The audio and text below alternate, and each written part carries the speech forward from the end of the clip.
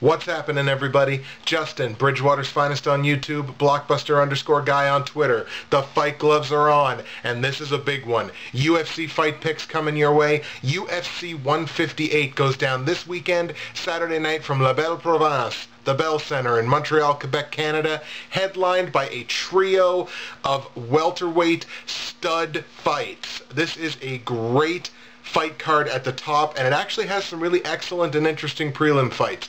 I'm going to apologize right up front because this video is probably going to run a little long. It's because it's only so often that you get to see a fight that you've wanted to see for years, that for me being GSP versus Diaz.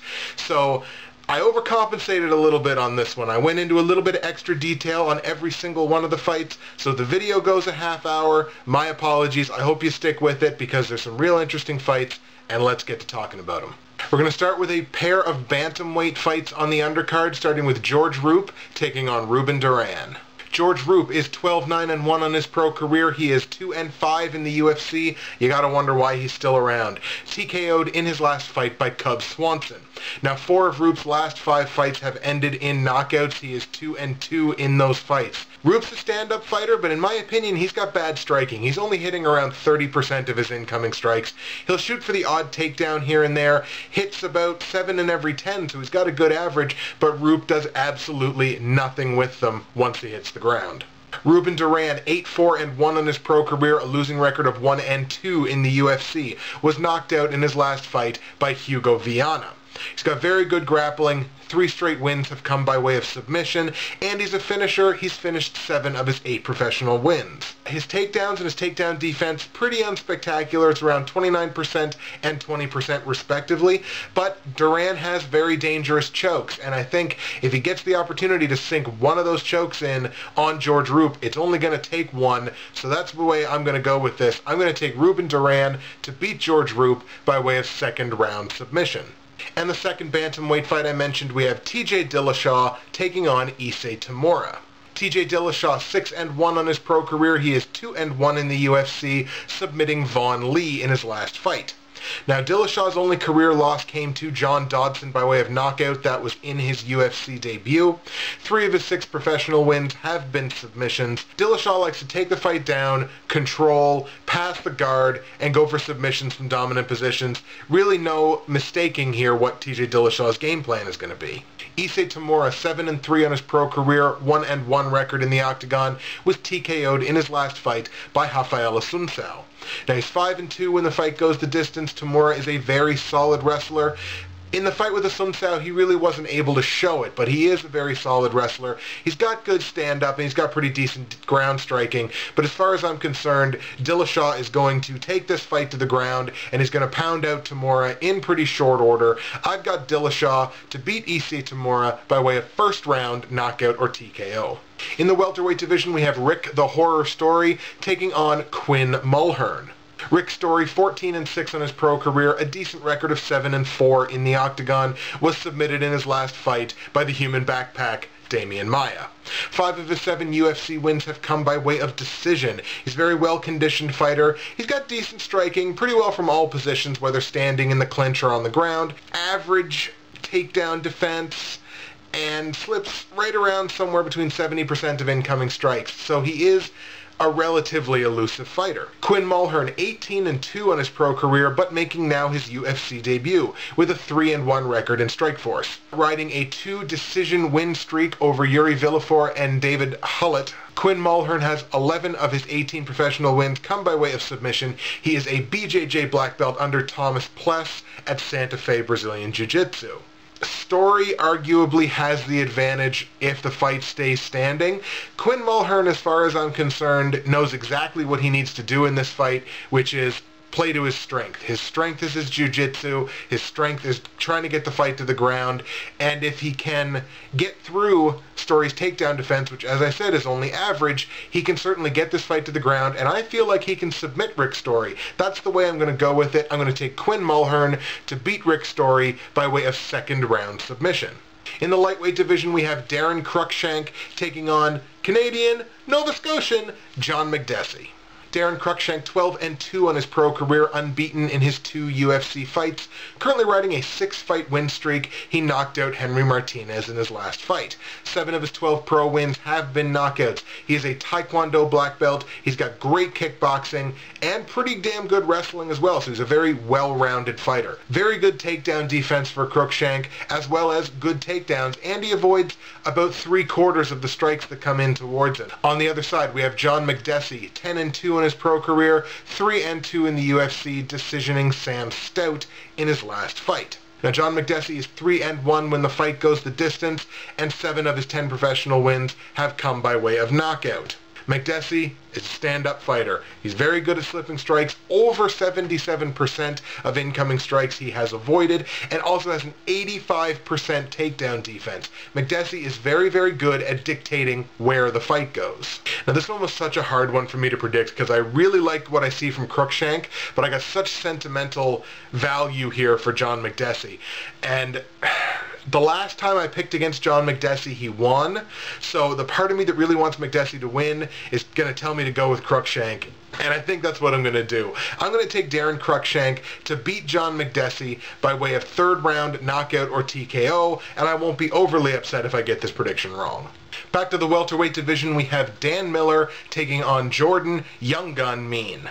Dan Miller, 14-6-1 on his pro career. He is 6-5 in the UFC, so he's sort of hovering on that 500 range. He submitted Ricardo Funch in his last fight, and 9 of his 14 professional wins have come by way of submission. Dan Miller is a Brazilian Jiu-Jitsu black belt under Jamie Cruz at the AMA Fight Club. All 6 of his career losses have come by way of decision. He has average stand-up, but he's got a very dangerous guard and a very dangerous overall ground game.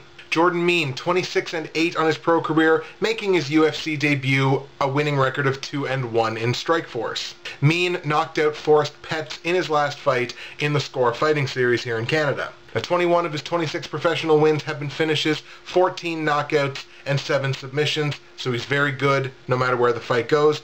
Notable wins on his career over male cyborg Evangelis dos Santos, as well as Marius Zoromskis, and the book on Jordan Mean is he is a very fast and dangerous striker. As far as I'm concerned, Dan Miller knows what his strength is. Dan Miller knows his strength is the ground game, Brazilian Jiu-Jitsu, getting the fight to the ground. I still have to see whether or not Jordan Mean's takedown defense is really going to translate into the UFC. As much as I wanted to take Jordan Mean, because I really do like him as a fighter, I gotta see how it all translates into the octagon. I gotta go with Dan Miller, the more experienced UFC fighter anyways. I'll take Dan Miller to beat Jordan Mean by way of unanimous judges' decision. In the featherweight division, we have Darren Elkins taking on Canadian Antonio Carvalho. Darren Elkins, 15-2 in his pro career. He is 5-1 in the UFC, currently riding a 4-decision winning streak over Steven Seiler, Diego Brandao, Tia Trinzang, and Michihiro Omigawa. Elkins is an unbeaten 6-0 when the fight goes the distance. Lots of cardio, lots of takedowns, and very, very active when the fight hits the ground. Antonio Carvalho, 15-5 on his pro career, 2-1 a winning record in the UFC, decisioning Rodrigo Dam in his last fight. Now, 10 of his 15 professional wins have been finishes. He's got 7 knockouts and 3 submissions. Pretty good striking defense on him. He slips about 63% of incoming strikes. He likes to keep the fight standing despite sort of erratic striking that I've seen, and by the numbers, he's only landing about 3 in every 10 strikes thrown. This one to me is Darren Elkins all day. I mean, Elkins has shown a very good wrestling game, and he just has the ability to dictate the pace of the fight and keep control. I'm going to go with Darren Elkins to beat Antonio Carvalho by way of unanimous judges' decision. And the final fight on the prelim card in the welterweight division. This deserves to be the 5th fight on the main card, but I don't make those decisions. Welterweight, Patrick the Predator Cote taking on Bobby Volker. Now, Cote, 18-8 on his pro career. All 8 of his professional losses have come in the UFC to go with 5 UFC wins. Of course, he had that controversial disqualification win against Alessio Sakara in his last fight, one that I personally didn't think should have been a disqualification, but again, I don't get to make those decisions. 11 of his 18 professional wins have been finishes. He's got 8 knockouts and 3 submissions. He's a Brazilian Jiu-Jitsu black belt under Fabio Holanda at Brazilian Top Team Canada. Cote's got fantastic knockout power in his hands and his feet, striking from everywhere. I only think he has average takedown defense. Some people seem to think it's a bit better than that. It's only really average as far as I'm concerned anyways. Bobby Volker, 24-8 on his pro career, making his UFC debut with a very good record of 4-1 in Strikeforce. Volker is riding back-to-back TKO victories over Roger Bowling as part of their trilogy of Strikeforce fights. 15 of his 24 professional wins have come by way of knockout. He is 5-4 when the fight goes the distance. There's really no risk of any kind of grappling here, and when you have a fighter that is good at their one dimension, but at the same time is still pretty one dimension, I like to take the fighter that's more well-rounded. As far as I'm concerned, Patrick Cote is the more well-rounded fighter here. I'm going to take the Predator, Patrick Cote, to beat Bobby Volker by way of knockout or technical knockout in the 3rd round. Ladies and gentlemen, it is main card time. 5 main card fights. We're going to start in the lightweight division, which sees Mike Ricci take on Colin Fletcher. Mike Ricci, 7-3 on his pro career, lost his octagon debut in a decision loss to Colton Smith. Now, 5 of his 7 professional wins have been finishes. He's got 4 knockouts and a submission. He is 2-2 when the fight goes the distance. Now, Mike Ricci's been kind of hit and miss since 2010. His last 5 fights have gone loss, win, loss, win, loss. He was also taken down 7 times in that fight with Colton Smith. That is a lot of takedowns to be surrendered. And he's only slipping around 20% of incoming strikes against him. Colin Fletcher, 8-2 in his pro career, also lost his octagon debut, being decisioned by Norman Park. That loss snapped a 4-fight win streak for Colin Fletcher. Now, 7 of his 8 professional wins have been submissions. He's been labeled as an unpredictable fighter. He slips about 60% of incoming strikes, and in his UFC debut was only successful on about 4 of 10 of his own outgoing strikes. Now, when I take a look at this fight, I see 2 guys that have the same amount of experience, same amount of UFC experience, and you really got to look for the one thing that makes the one guy stand out in one aspect over the other. And as far as I'm concerned, that's Colin Fletcher's submission game. So if Colin Fletcher gets this fight to the ground, which I have no reason to believe he won't be able to, he should be able to get this fight to the ground, and if he does, his submission grappling should take over and be enough to put him over the top. I'm going to take Colin Fletcher in this fight to submit Mike Ricci by way of 2nd round submission. In the middleweight division, we have Chris Camozzi taking on Nick the Promise Ring. Now, Chris Camozzi, 18-5 in his pro career, a very good record of 6-2 in the octagon. Currently riding a 3-fight win streak over Louise Kane, Nick Catone, and Dustin Jacoby.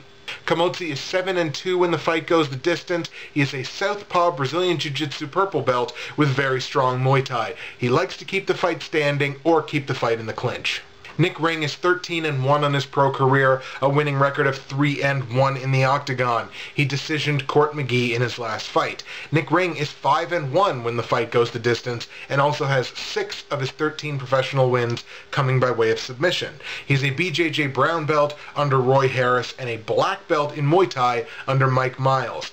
Nick Ring prefers to keep the fight standing, but he's very active and very good if he does get top position. Another fight between 2 guys that I both like a lot and I think are both very, very well-rounded fighters. I would argue that Nick Ring is probably the more decorated fighter, of course, with that Muay Thai black belt, but in terms of skill set, I honestly like Chris Camozzi, and I like Camozzi's style. I think it matches up better with Ring than vice versa. So I'm going to take Chris Camozzi to beat Nick Ring by way of unanimous judges' decision. In the welterweight division, we have the juggernaut Jake Ellenberger taking on Nate the Great Marquardt, returning from Strikeforce. Ellenberger, 28-6 on his pro career, 7-2 in the UFC, decisioning Jay Huron in his last fight. Now, 17 of his 28 professional wins have come by way of knockout, but 4 of his 6 professional losses have come by way of decision, which could really play right into Nate Marquardt's hands. Ellenberger has power in both of his hands, and he's got a chin that can take some damage. Yes, we've seen him rocked and we've seen him be finished, but Ellenberger has taken some shots before and shown to have quite a good chin. Ellenberger likes to throw in around 2 takedowns per fight, pretty close. I think it's like 1.8 or something like that. And he also avoids 70% of incoming strikes. He also has a spectacular takedown defense above 90%. So you're only hitting less than 1 of every 10 takedown attempts that you shoot against Jake Ellenberger. However, against Nate Marquardt, Marquardt might attempt 10 takedowns in a fight. Nate Marquardt, 32, 11-2 on his pro career, a good record of 10-4 in the UFC, was decisioned in his last fight by Tarek Saffiedine for the Strikeforce welterweight title. 24 of his 32 professional wins have been finishes. He's got 9 knockouts and 15 submissions, so he's got power, and he's also got quite good grappling credentials in his own right. But 8 of his 11 losses have been decisions, so he's only been finished 3 times. Striking from all positions, stand up, clinch, on the ground, Marquardt will throw hands from any position. And he is around 75% on both his takedowns as well as his takedown defense. And this is another fight that was really hard to pick. This is not a card full of fights that are easy to predict. I think Ellenberger's got a slightly superior skill set. I think I've got to go with Ellenberger. At the same time, if I get this prediction wrong, I won't be overly upset because I feel like this is a very close fight both ways. I'm going to take Jake Ellenberger to beat Nate Marquardt by way of unanimous judges' decision. Co-main event time and the second of our trio of welterweight stud fights. We've got Carlos Condit, the natural-born killer, taking on Big Rig Johnny Hendricks. Now, Carlos Condit, 28-6 on his professional career. He is 5-2 in the octagon. Was decisioned in his last fight, of course, by George St-Pierre, who we'll hear about a little bit later. That was, of course, the welterweight title unification fight. 26 of his 28 professional wins have been finishes. Nobody has the finisher's pedigree quite like Carlos Condit. 13 knockouts, 13 submissions. A Brazilian Jiu-Jitsu brown belt, Condit is extremely well-rounded and is a very durable fighter as well. Condit's got good stand-up, he's got good ground and pound, he's very active on the ground, and is going to be sporting a big reach advantage in this fight. Johnny Hendricks, 14-1 on his pro career, 9-1 in the UFC. That's a spectacular record right there. Currently riding a 5-fight win streak over guys at the top of this division. We're talking Hitman Martin Kampmann, Josh Koscheck, John Fitch, Mike Pierce, and TJ Waldberger. Hendricks was known earlier in his career as kind of a wrestler, but he has either knocked out or TKO'd 4 of his last 6 victories. He's got destructive hands, especially that left, with, again, as I said, an excellent wrestling pedigree and really great dirty boxing too. So if he gets Condit in the clinch here, Condit could be in trouble. The key to Johnny Hendricks winning this fight is getting inside on Carlos Condit, and that's going to be tough because, as we saw in the fight against Nick Diaz, Condit loves to dance. Hendricks might have to take a shot or two in order to get inside. Now, luckily, Condit will be going backwards, so he may not have quite as much power in those hands. I honestly like Johnny Hendricks to catch it. It might take him around to just sort of catch up to Condit's speed and Condit's elusiveness there. I think he will catch up to him. Most people, I think, are going Condit in this fight. I'm going to take Big Rig. I think Big Rig deserves that welterweight title shot. I certainly want to see either GSP or Diaz take on Johnny Hendricks more than I want to see either one of those guys rematch Carlos Condit. Although I would like to see Nick Diaz rematch Carlos Condit just so he can fustigate him, as he should have in the first fight, just sort of get him back for that whole dance routine thing. But I'm going to take Johnny Hendricks. I got Johnny Hendricks to beat Carlos Condit by way of second round knockout or TKO. Do you like that? Do you like how I subtly didn't give away my prediction for the last fight when I was talking about the previous one? Welterweight Championship, George Rush St-Pierre, the longtime UFC welterweight champion, taking on Nick Diaz, a fight that I personally have wanted to see for a number of years. GSP, 23-2 in his pro career, a phenomenal 17-2 UFC record. Currently riding a 10-fight win streak, including 5 straight decisions over Carlos Condit, Jake Shields, Josh Koscheck, Dan Hardy, and Thiago Alves. GSP is a 4-times black belt holder, Kyokushin Karate, BJJ, Gaido Jitsu, as well as Shidokan. Notable for GSP, he has never lost a fight that has gone the distance. He has excellent top control and very good striking when he gets you on the ground.